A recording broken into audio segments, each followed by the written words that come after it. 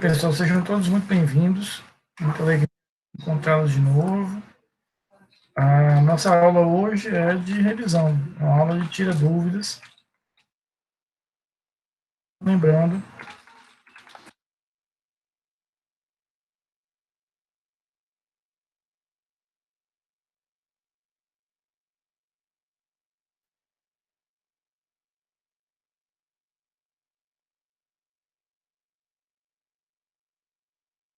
só confirmar aqui a matéria da prova, só um minutinho. Um minutinho.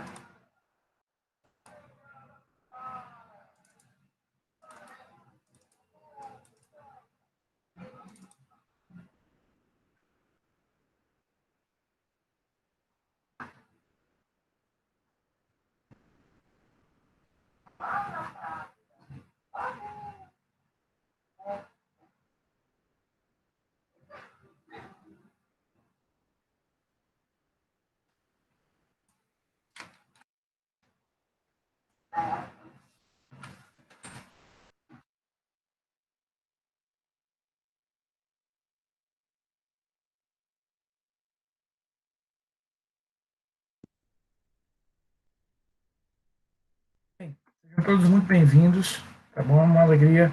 Adilson, Ayrton, Álvaro, Dona Lisnaldo, Beatriz, Brena, Rivaldo, Gabriele, Giovana, Inês, Ítalo, Larissa, Lucas,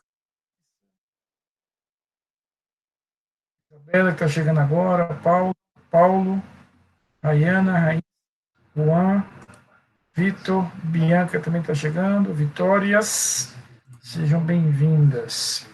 Queridos, o que é que vocês têm de dúvidas? Eu estou aqui para tirar as dúvidas, para esclarecer dúvidas. Lembrando que daqui a pouquinho, né, depois que a gente tirar as dúvidas de vocês, eu quero compartilhar aqui a minha tela, eu vou dar uma compartilhada na tela para mostrar para vocês exatamente, eu quero que vocês tenham toda a tranquilidade do mundo para encontrar onde é que vai estar a prova, como é que a prova vai ser, tudo direitinho.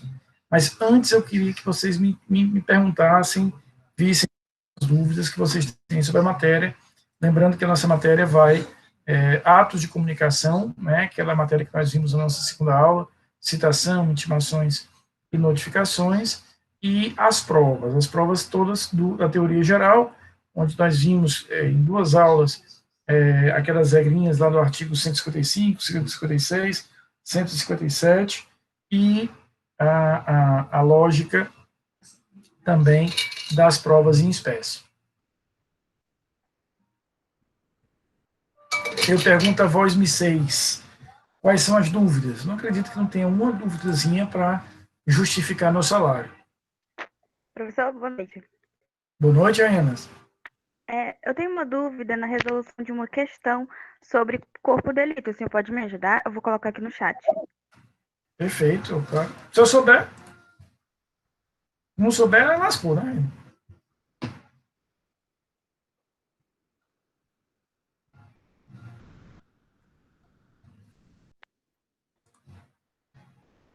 A pergunta é a seguinte: em um bar, Gustavo, com a intenção de matar e munido de uma faca, entrou em luta corporal com Adriano. Durante a luta, 3 copos e 2 garrafas foram quebrados. Uma cadeira foi danificada, uma parede foi suja de sangue e a faca ensanguentada caiu em cima de uma mesa. E, por fim, a vítima caiu morta no chão. Tendo como referência a situação hipotética acima, é correto afirmar que o corpo de delito é constituído: A, apenas o corpo da vítima; B, apenas os 3 corpos pelas 2 garrafas quebradas; C, apenas pela faca ensanguentada; D, apenas pelo sangue na parede, pelo cadáver da vítima; E, pelos 3 corpos, pelas 2 facas quebradas, pela cadeira danificada, pelo sangue na parede, pela faca ensanguentada do cadáver da vítima. C. Aí já repeti. Perfeito.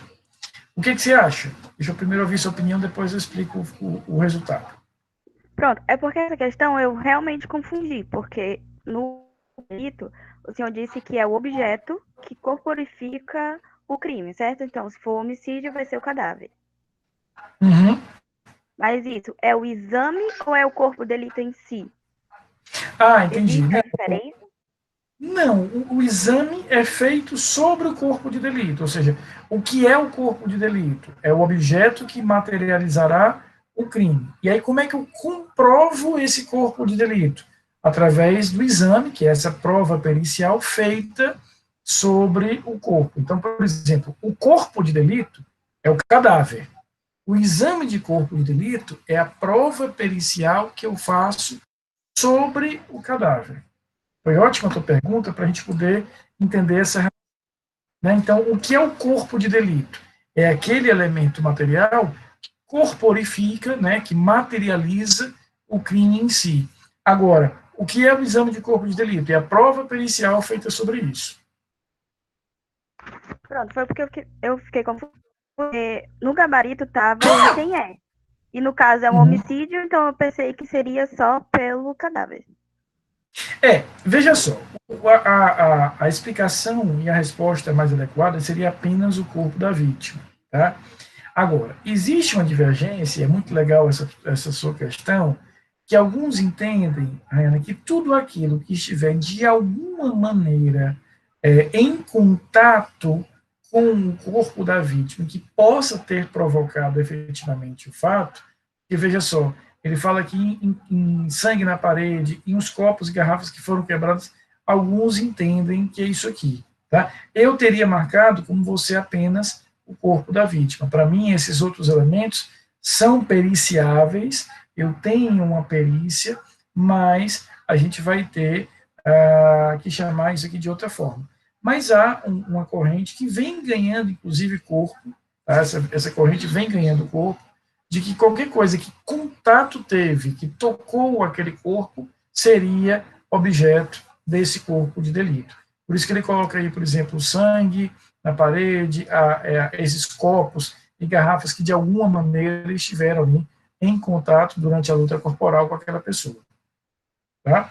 Eu acho, inclusive, lhe confesso, eu, por exemplo, não colocaria isso numa prova minha, porque há uma divergência de interpretação. Você pode fazer aqui as duas interpretações. Eu acho uma questão, para ser cobrada dessa forma, uma questão objetiva, complicada. Mas, entendeu? Entendi sim, professor. Obrigada. Eu que agradeço, querida. Agradeço bastante pela dúvida. Claro, Isabela. Veja, vamos começar pela regra, né? A regra é que aquela perícia deve ser feita por alguém que tem expertise, alguém que é perito, que é especialista, que é um expert, efetivamente, naquele determinado tipo de objeto a ser periciado. Não interessa, realmente não é relevante saber se esse perito é um perito do Estado ou um perito fora do Estado. É muito comum para aquelas perícias mais usuais que eu tenha um perito estatal. Realmente é bastante comum, sobretudo como esse que a Rayana trouxe agora há pouco, exame de corpo de delito cadavérico, odontológico, dentre outros. Agora, existem casos, obviamente existem casos, que são, ou é necessário, um perito de fora do Estado, mas que eu não tenho, porque eu não tenho, dentro daquela estrutura estatal, alguém dotado daquela expertise. Eu não sei se vocês se recordam de um exemplo que eu usei em sala, que foi um processo em que um amigo meu advogado atuou, que era o seguinte, uma senhora tinha levado uma joia para um ourives e ela acusava o ourives de ter retirado ali as pedras que ela tinha naquele anel e ter colocado pedras que não eram verdadeiras. E aí eu precisava, durante o processo, obviamente, de uma perícia, né, feita para saber se aquela determinada joia tinha sofrido algum tipo de alteração, se aquelas pedras eram realmente preciosas ou não, e etc. Claro que o Estado não detinha um especialista nesse tipo de matéria. Então, o juiz nomeia um perito, um particular, mas que vai ser nomeado como perito, e ele vai atuar como o perito oficial, o perito do juízo, o perito que, apesar de não ser um servidor público, vai valer e atuar da mesma forma. E aí, nesse caso, eu só preciso, efetivamente, de um perito, Isabela, porque aquele cara domina a matéria, tem técnica, tem expertise para fazer isso. Repito, não me interessa, é irrelevante se eu estou falando de um perito oficial ou não oficial. No momento em que eu nomeio como perito, ele atuará como perito. O que significa isso? Ele vai ter que produzir uma prova técnica, vou aplicar a ele impedimento e suspeição, tudo isso eu vou ter que considerar. Agora, pode acontecer, é possível que aconteça, de eu não ter uma pessoa especializada, nem mesmo no Estado, nem fora dele.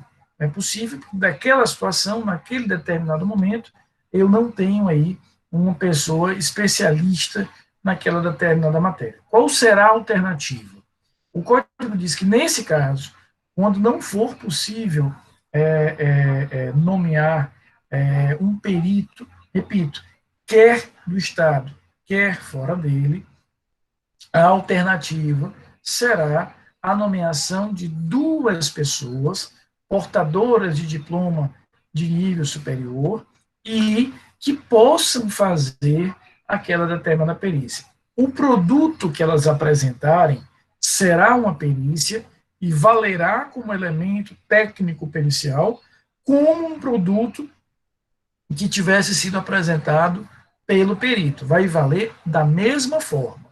A única coisa aqui é que o código está trocando um por dois. Ele está dizendo, olha, já que eu não tenho um especialista, que eu, de alguma forma, nomeie aí duas pessoas, e a exigência que ele faz é essa, pessoas portadoras de diploma de nível superior. Está entendido, Isabela? Ou seja, o produto é o mesmo, que é o laudo pericial, e vai valer da mesma forma. A diferença é que é como se ele unisse aqui duas pessoas. O pensamento dele é esse: eu vou unir duas pessoas para que eu possa trocar a opinião, que seria uma opinião mais avalizada de um só perito, a opinião de duas outras pessoas, essas portadoras de diploma de nível superior, mas com um outro tipo de tratamento. Né? Eu literalmente estou trocando um especialista por duas pessoas que não são especialistas, têm algum conhecimento, mas não são especialistas. Então, imagina que eu preciso, numa determinada comarca do interior, eu preciso fazer um exame médico legal de um crime contra a dignidade sexual. Não tem um médico legista ali.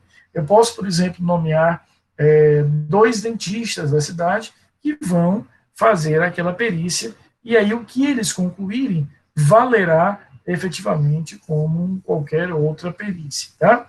Bianca pergunta, professor, como faz quando a prova ilícita ou ilegítima só é identificada em grau de recurso ou após o trânsito em julgado da sentença? Bianca, a qualquer tempo que aquela prova seja identificada, enquanto não houver ainda o trânsito em julgado, eu vou retirá-la do processo, a declaro como ilícita e a retiro efetivamente do processo, e aí eu vou ter que mensurar, Bia, que é um trabalho um pouco mais complexo, porque eu vou mensurar o impacto concreto que aquela determinada prova teve na decisão que eu estou analisando agora em grau de recurso.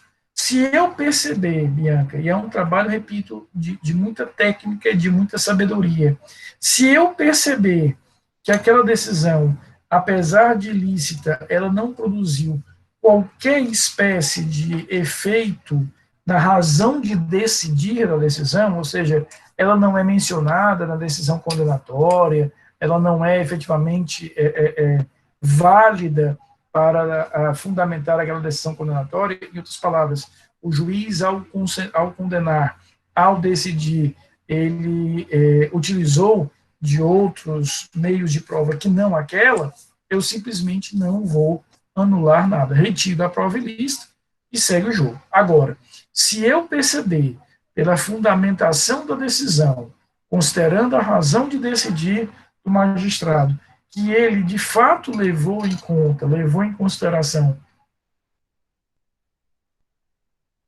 aquela decisão, não haverá outro caminho senão a anulação da decisão, e aí eu vou ter que anular, volto àquela ação ao tempo que for, mas eu não posso validar de maneira nenhuma essa decisão com base em prova ilícita. Agora, para a segunda parte da tua pergunta, quando houver o trânsito em julgado, Bianca, perdão, a gente vai ter que fazer um raciocínio um pouquinho mais sofisticado. Por quê?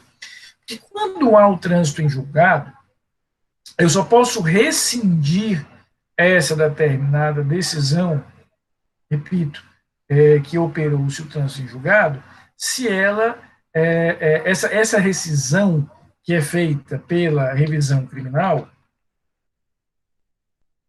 ela é de iniciativa exclusivamente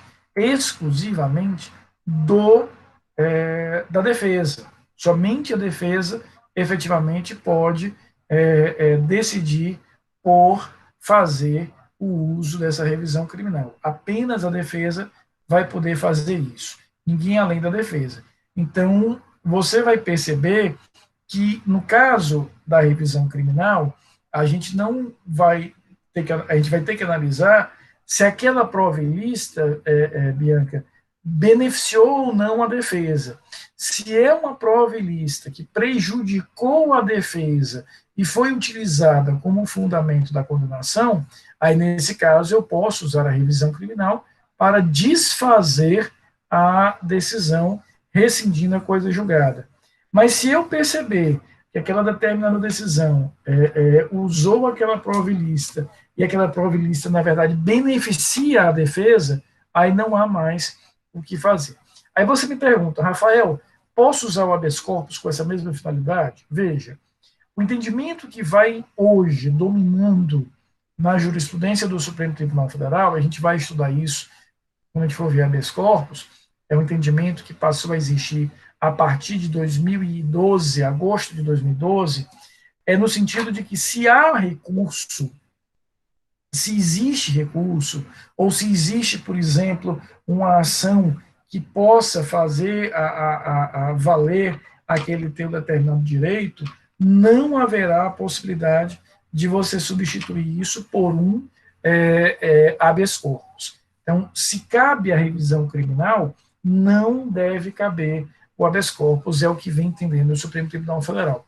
Ele permite apenas que eu faça essa substituição do recurso ou da revisão criminal pelo habeas corpus em casos extremos, né? Quando eu verificar, quando eu provar, e aí, repito, tem que ser um caso extremo realmente, em que eu perceba que não há uma forma minimamente idônea, né? Não há uma forma minimamente estabelecida pelo recurso para garantir aquela proteção do direito. Explicando em português, eu só vou poder substituir o HC, o recurso pelo HC ou a revisão pelo HC, quando eu perceber, no caso concreto, que a tramitação do recurso ou a tramitação do HC, da revisão criminal, demoraria muito e geraria um prejuízo muito grave àquele indivíduo. Por exemplo, imagine um indivíduo que já está cumprindo pena. Eu posso usar a revisão criminal para desfazer aquela condenação e usar o habeas corpus não para desfazer e rescindir a condenação, mas só para garantir a liberdade imediata dele enquanto há tramitação da revisão. Então, respondendo de forma objetiva, porque eu falei muito, não é possível usar o HC pelo entendimento que vem dominando no Supremo Tribunal Federal. Eu posso fazer, repito, uma utilização de revisão criminal. Nesse caso, eu posso. Tá? O Antônio pergunta, professor, a questão da filmagem para uso como prova junto com o áudio, quando ela pode ser invalidada. Veja, a princípio, se eu sou um dos interlocutores daquela determinada conversa, eu posso gravar áudio e vídeo e utilizar aquela determinada prova como uma prova válida. Agora, se eu estou gravando, né, áudio e vídeo de outros, a princípio, para que eu venha validar isso, eu preciso de uma ordem judicial já que mesmo que realizada em local público, aquela gravação diz respeito à intimidade, à privacidade daquelas pessoas. Então, eu posso utilizar essa gravação, quer seja de vídeo, quer seja de áudio, quando eu tiver efetivamente a, a, a possibilidade, insisto, de gerar eu gero uma prova ilícita quando eu sou um dos interlocutores. Se eu não sou, a princípio eu precisaria de uma ordem judicial. Tá bom? O que mais? Enquanto vocês pensam nas dúvidas, eu vou só fazendo aqui rapidinho a chamada e já vejo as dúvidas de vocês. Pode falar, Paulo. Professor, boa noite, tudo bom? Boa noite, cara. Professor, na verdade eu tenho duas dúvidas, certo? Sim, se não for muito incômodo, eu queria que o senhor explicasse novamente. Não, cara, tá valendo. Vale combo de dúvidas também. Tá permitido combo de dúvida, pode ser mais de uma. Eu tenho uma dúvida sobre a suspensão do processo por não encontrar o acusado, certo? Não houver a citação do acusado.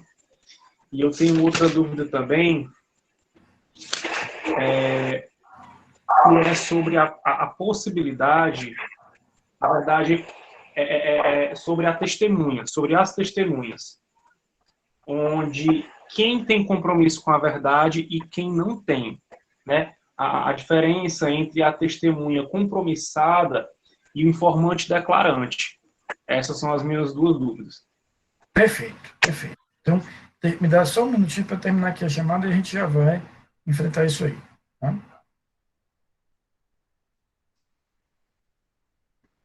Já estou concluindo aqui.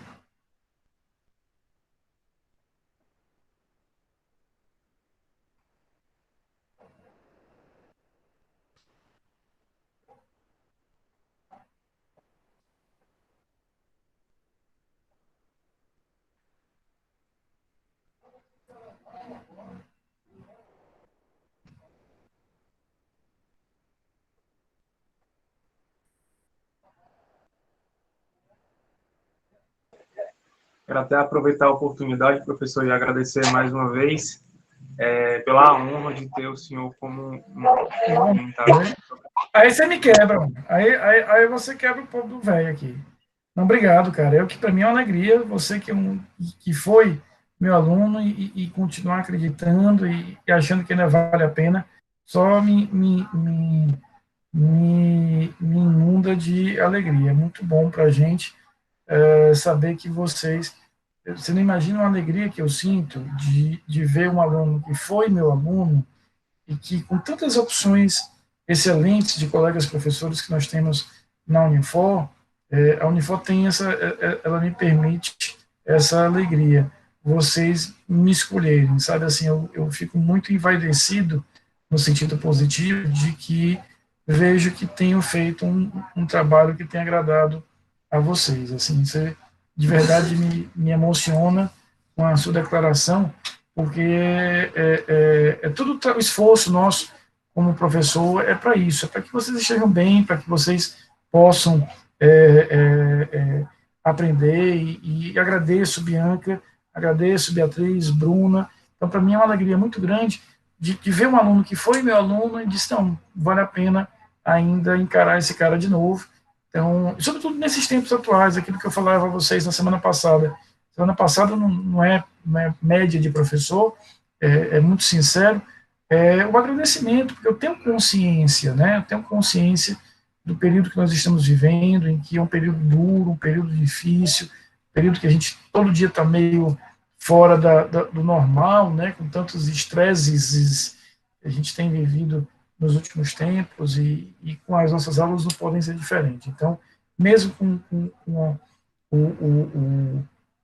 a dificuldade, né, da gente estar um pouquinho mais longe, eu vejo a dedicação de vocês, vejo a presença de vocês. Então, Paulo, muito obrigado pelas palavras. Para mim, que sou, antes de qualquer coisa e acima de qualquer coisa, do ponto de vista profissional, professor, é uma alegria receber esse tipo de devolutiva, de feedback de vocês. Espero continuar ainda agradando até o final do semestre, vou me dedicar cada vez mais para isso. Tá? Obrigadíssimo, Paulo.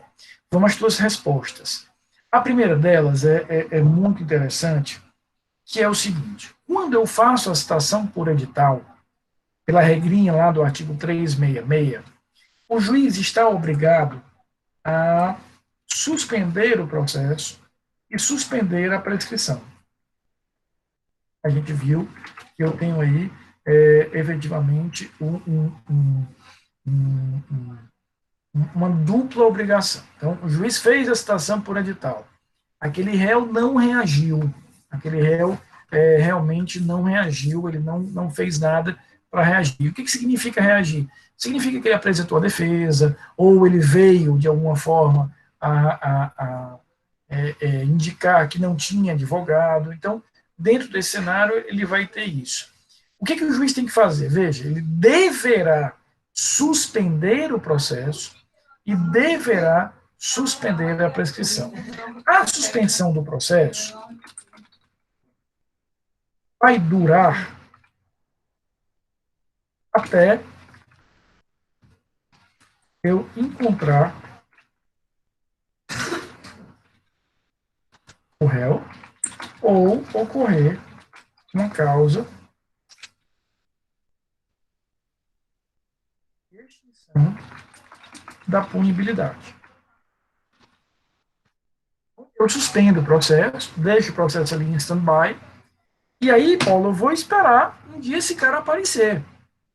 Posso, como o próprio artigo diz, se estiverem presentes, eu posso decretar a prisão preventiva, não é uma decretação automática, eu vou precisar fundamentar naquelas hipóteses lá do 312, mas eu vou esperar esse cara aparecer um dia. No momento em que esse cara aparece, quer porque ele foi preso, quer porque ele foi localizado no outro processo, quer porque voluntariamente ele veio ao processo, aí o processo volta a correr. Agora, junto com a suspensão do processo, também existe a necessidade da suspensão da prescrição. Por uma questão aqui de lógica. A prescrição ela é um prazo que corre contra o Estado juiz. A prescrição vai correr contra o Estado juiz. Então, ela corre contra aquele Estado. Se o Estado está impossibilitado de processar, porque a lei está dizendo que, nesse caso, ele não pode processar, ele tem que suspender a ação penal, junto com a suspensão da ação penal, ocorre aí a suspensão da prescrição. É como, eu sempre uso essa alegoria, considero essa alegoria didática. É como se eu te pedisse para correr atrás da vitória e eu te segurasse, Paulo. Digo, Paulo, corra atrás da vitória. Aí eu te seguro. Você vai dizer, professor, mas é injusto, você está me mandando fazer uma coisa, mas ao mesmo tempo está me segurando. Porque o que é que a prescrição diz? A prescrição diz, olha, Estado, processe. Se você não processar no tempo aí, você vai perder o direito de punir. Mas ao mesmo tempo que ela diz isso, eu estou mandando o processo ficar suspenso. Então, eu suspendo o processo e suspendo a prescrição. Os dois ficam ali em stand-by. Mas o que acontece? Se eu deixar essa suspensão da prescrição ad eternum, sem prazo, eu estou criando um crime imprescritível. E só a Constituição cria crimes imprescritíveis. Então, qual foi a solução que a jurisprudência encontrou? Ela disse, não, vamos fazer o seguinte. Vamos deixar a prescrição suspensa pelo máximo de tempo que a prescrição, naquele caso, ocorreria. Então, veja só. Deixa eu só buscar aqui o artigo. O que diz aqui o artigo 109 do Código Penal?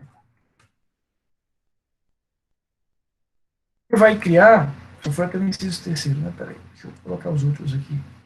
Ele vai criar aqui faixas de prescrição. Ele cria algumas faixas de prescrição. Prescreve em 20 se a pena for superior a 12, em 16 se o máximo for acima de 8 e menor que 12, e por aí vai. Então, imaginemos que naquele caso concreto, a prescrição ocorreria em 8 anos. Então, imagina que é uma prescrição que ocorreria em 8 anos. Então, do momento em que o juiz determinou a suspensão dessa prescrição, ela ficará suspensa por 8 anos. Depois desses 8 anos, tendo ou não sido localizado o réu, a prescrição vai voltar a correr. Então, na prática, na matemática, é como se eu duplicasse a prescrição, porque ela fica suspensa por determinado período e ela fica correndo por determinado período.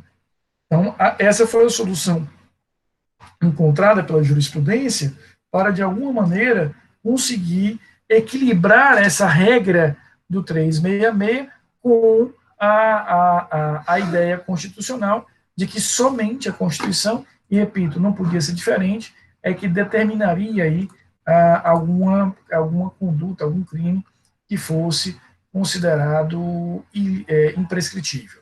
Tá? E aí, na sua segunda pergunta, Rafael, e como é que ficam as questões das testemunhas? Como é que eu resolvo essa questão das testemunhas? Veja, a regra é que eu, ao ser ouvido como testemunha, eu devo ser ouvido na condição de testemunha. E o que isso significa? Isso significa que eu devo ser ouvido prestando o compromisso de falar e de falar a verdade. Agora, há algumas hipóteses, e quem define isso é o artigo 208, de determinadas pessoas, aqui 208 do CPP, determinadas pessoas que não irão prestar o compromisso. Veja, menores de 14 anos, aquelas pessoas a que alude o artigo 203, ou seja, parentes até o terceiro grau do réu, e as pessoas que têm algum tipo de deficiência mental. Essas pessoas serão ouvidas, mas na condição de informante. E o que diferencia? A testemunha, aquela que prestou o compromisso, há sobre ela uma presunção de veracidade. As palavras dela presumem-se verdadeiras. Já os informantes, por não prestarem esse compromisso, e não prestam porque a lei vai dispensar esse compromisso, aquilo que eles falam vale como uma informação, é uma informação importante, mas tem valor meramente indiciário, não tem valor probatório. É essa a grande diferença que nós vamos ter. Ou seja, a testemunha, o que ela fala vale mais, mas se ela faltar com a verdade, ela comete crime. O informante, o declarante, o que ele fala vale menos. E se ele faltar com a verdade, ele não comete crime. Então, há aqui um jogo de ônus e bônus para cada um deles. Tá bom? Ficou claro, Paulo? Consegui resolver as duas perguntas? Ficou claro, professor. Muito obrigado. Eu que agradeço pelas perguntas e pelas palavras tão generosas. Eu nem sei se eu mereço tanto.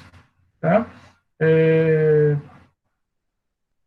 Beatriz, e aí eu fico feliz aqui, vi aqui seu comentário, muito obrigado, tá certo?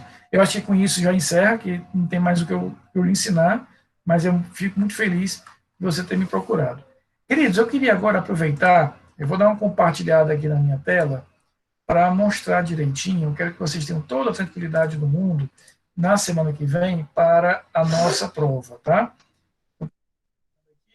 Vocês estão vendo aqui o AVA, o meu AVA, ele é um pouquinho diferente, porque como é o acesso de professor, né, eu tenho mais recursos aqui para a criação de conteúdo, é um pouco diferente.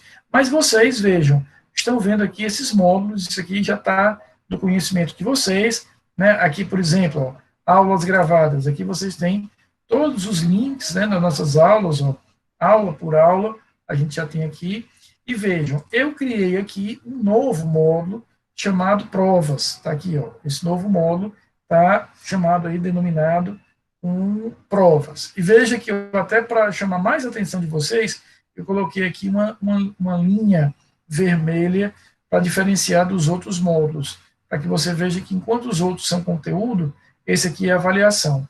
É nesse módulo que vocês vão encontrar todas as provas do semestre, a AV1, a AV2, e quanto à AV3, essa disciplina seria uma disciplina contemplada pela prova colegiada, ainda não se definiu se nós faremos a prova colegiada esse semestre passado nós não fizemos, vamos aguardar aí um pronunciamento oficial da universidade. Mas, pelo menos a AV1 e a AV2, vocês já encontram aqui em provas, tá? Quando você clica aqui, ó, veja que está aqui, ó, já a AV1 primeira chamada, a AV2 segunda chamada. Vocês veem aqui que está restrito, tá bom? Veja, quando eu coloco aqui o cursor em cima, aparece a mensagenzinha, disponível a partir de 22 de setembro, às 19 horas. Então, quando for terça-feira, dia 22 de setembro, ele vai estar disponível para vocês. Eu programei o sistema para que vocês tenham das 19 até as 22 horas. A universidade tinha nos orientado que nós liberássemos apenas durante a aula, mas eu resolvi dar uma colherzinha de chá e estender um pouco mais a isso. Se o Unifor me puxar a orelha, eu vou me defender. Mas isso aqui é uma decisão minha de deixar um pouquinho mais, porque é a primeira vez que vocês fazem através do AVA, então é importante que vocês tenham um pouco mais de tranquilidade. Muito cuidado, porque durante esse período, veja, a prova vai estar liberada, vocês vão ter até as 22 para sinalizar aí efetivamente o envio da prova. Mais às 22 horas, o sistema vai travar e você não consegue mais enviar.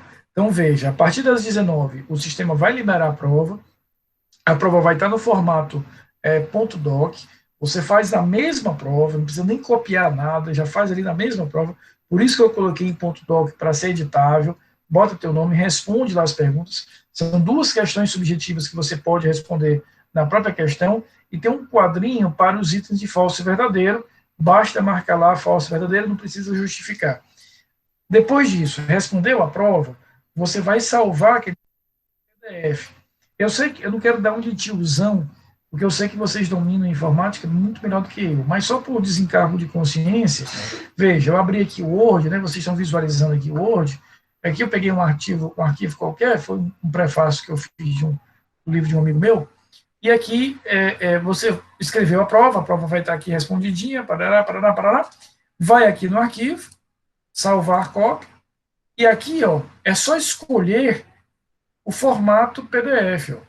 Você já escolhe aqui o formato PDF, então você já vai em PDF. Pronto, já está salvo em PDF, você vai pegar esse arquivo, volta para o AVA e me envia através aqui do AVA. Agora, repito, nessas 3 horas, ou seja, quase o dobro do tempo de prova, vocês têm que baixar a prova, responder a prova, salvar em PDF e enviar em PDF.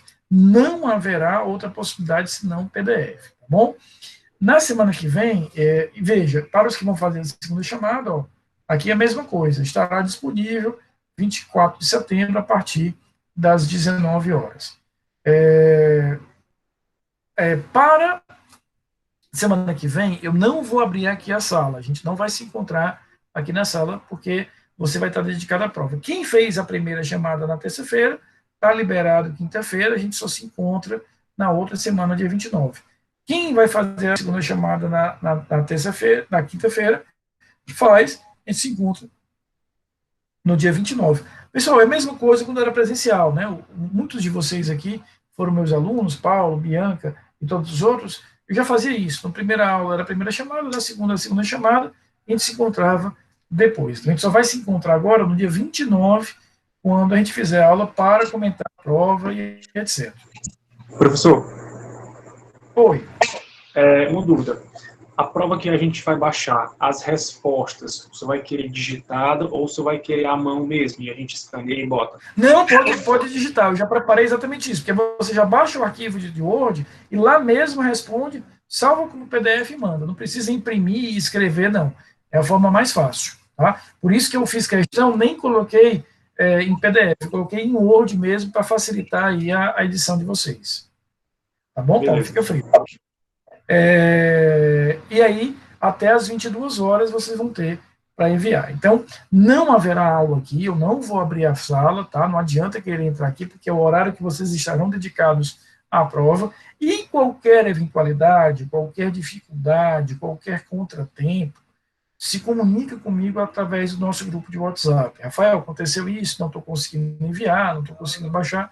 Apesar de não ter aula formal, eu vou estar extremamente atento durante esse horário de aula ao grupo de WhatsApp e à Unifor Online por Torpedo, tá bom? Então, fiquem tranquilos eu estarei pendente disso, não é que eu vou desligar do mundo, nem nada disso, não. Eu vou estar ali atento para qualquer eventualidade. A mesma coisa que a gente já fazia no presencial, ou seja, você vai fazer a prova um dia, eu vou estar ali na sala, vai ter alguma dúvida, vai me chamar e etc. Ficou entendido como é a prova, como é que converte em PDF, como é que envia? Tem alguma dúvida? Ficou confortável? Está tranquilo assim?